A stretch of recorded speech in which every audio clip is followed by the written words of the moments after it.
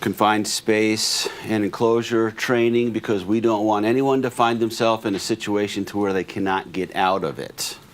So that's where we're going to be today. So the question that comes into play when it comes to this is who's affected? And basically it's everyone. You're all, to some degree or another, are going to be affected by confined space. At the least, you need to know where not to enter. You need to know where to stay out, and at the most, if you have to enter these areas, you need to know how to address it, how to handle it, and how to deal with emergencies in these spaces. So all FPO employees need to be trained and hired, when hired and annually, in what constitutes a confined space and an enclosed space, where the spaces are located on campus, what steps to take place if you have to enter it, and what to do in case of an emergency. So what is a confined space? Confined space is an area that's large enough to where an employee can get in to do their work. It has a limited means of access or egress, but yet it's a space that's not really designed for you to continually work in. How will you know what a confined space is? Well, it's obviously going to be labeled confined space or danger confined space, entered by permit only. So there's a couple different scenarios depending on what the confined space is. So for this purpose, if you come across one of these signage, do not enter. You're not authorized to enter, and if you will be authorized, you'll be trained at a later date. The permit-required confined space, what the difference is between that and a non-permitted one is generally the atmosphere and the air that's in that space, and they have to be monitored. We have a multi-gas monitoring device and monitors for carbon monoxide.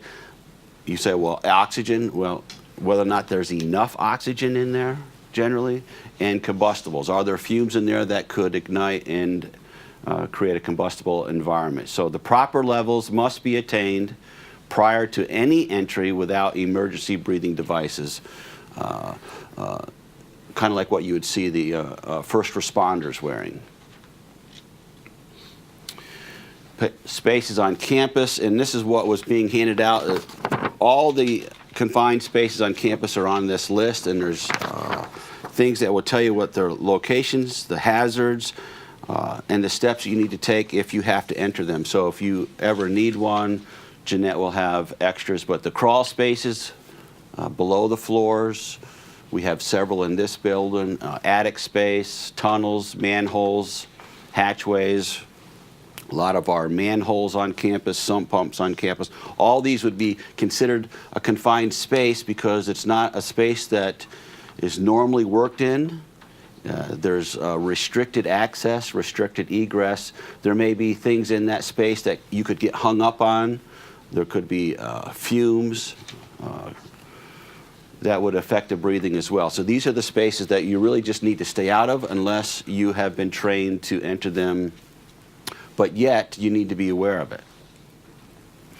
The difference here, now we have an enclosed space rather than a confined space. These spaces are different.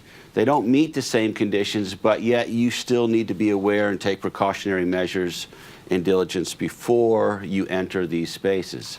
And they're identified as an enclosed space. Pre-entry into these spaces, be it confined or enclosed spaces, you need to, like I said, you need to consult this list for the potential hazards that are there. If it requires barricades, you need to erect the barricades.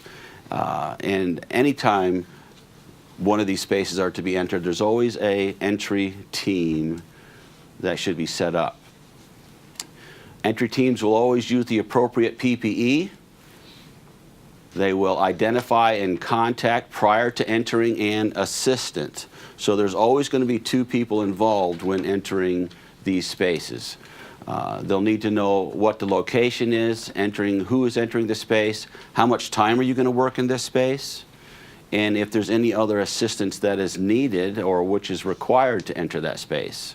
If an emergency arises while in the space, or if conditions develop which threaten the safety of the entry personnel, notify the assistant and exit the space immediately. Notify assistant after the work is completed and when exiting the space. So the person that enters it needs to be in communication with the assistant. The assistant is going to be there in case there's an emergency with the one who is actually entering the space. And then when you're finished, to remove all the barricades and re-secure the area. So this assistant is, like I said, they're responsible for knowing when the personnel are in the enclosed space and to check visually if contact with the entry personnel cannot be established. Sometimes you'll go into a confined or an enclosed space and you may go back in further to where that assistant cannot see. So that assistant needs to be in contact with them. Write down the information given by the entry team prior to entry for reference, and if there's a circumstance that arises which would prevent the assistant from performing these duties, some other emergency comes up, the assistant has to leave, that assistant is responsible to get a replacement. So they just can't leave and leave the person who is in the space all to themselves. You need to have another assistant there to make sure that they can fulfill those same duties. So, procedures. A minimum number of employees are 2, and they need to be available. So a typical enclosed team consists of 1 assistant and 1 or more entrants, those who would enter the space. The assistant need not be on the site. So you don't have to be exactly right there, but you have to be in the same understanding of whoever's entering the space. Hey, I'm on the other end of the radio, I'm on the other end of a cell phone, but I am your assistant. I might not be standing right there at the manhole or at the attic, well, pull down stairs, but call me if you need assistance. By radio, by phone, or even in visual contact if that's the case. So bottom line, any one of you can function as an assistant. You can be part of an enclosed space team. You can be there to help out someone who has to enter a space. Enclosed spaces, attics, wall enclosures, elevator pits, chaseways, crawl spaces, and the like. So some of the emergency and rescue procedures are check, call, and care. So check, you're going to review the pre-entry and entry procedures. A lot of that's going to be on here to know what the hazards are and what you need. If you got to set up barricades or if you need to have a permit, and the like. So check all the information prior to entering any space. Then you're going to call. If an employee becomes disabled while in an enclosed space, the assistant shall immediately summon emergency and rescue personnel. So if you're from a phone, you no longer have to dial 911. It's just strictly 911. And then tell the dispatcher that a confined space rescue is necessary. That will trigger with them what they're coming to address and how to address it.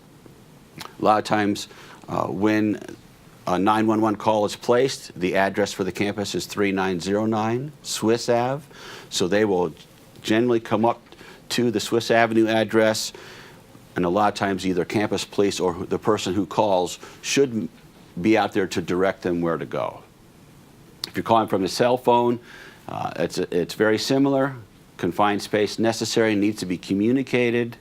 Tell them the address where the victim is needing assistance. Make sure campus police is always made aware of what is going on. Never leave them out of the loop. All right?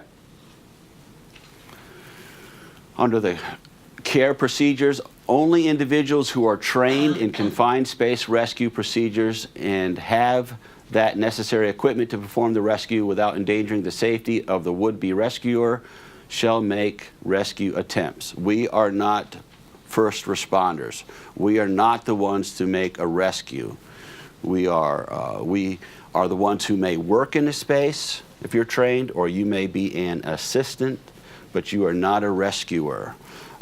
Only those who are trained and those who have the proper PPE, the proper air breathing equipment, the self-contained breathing apparatuses, or the supplied air respirators. Those are the ones in a lot of these confined space areas that have gases that you can't see, you can't smell, and that's sometimes you'll hear on the news, be it in silos or something, or pits where somebody goes down, they're not responding, so someone else will go down and check on them, then they're not responding, and then the casualties just continue to mount. So leave it to the emergency first responders. And the individual should remain outside the space at all times, trying to reestablish communication with the entrance, but should not enter the space, or they should not allow others to enter the space apart from members of the rescue team. It's not safe to get caught in a tight space, all right? Confined space training. Any questions? You should have a quiz if you'd like to do that, or if you need more time to do that.